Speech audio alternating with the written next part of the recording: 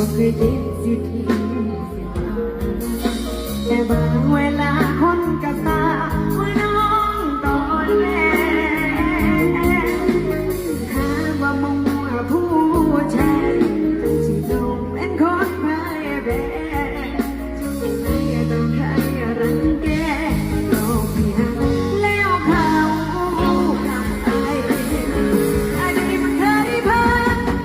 ปัจจุบันต้องไม่กลัวบ่ได้สู้ที่น้ำคงในหลายตัวเตรียมใจถ้าหากมือใด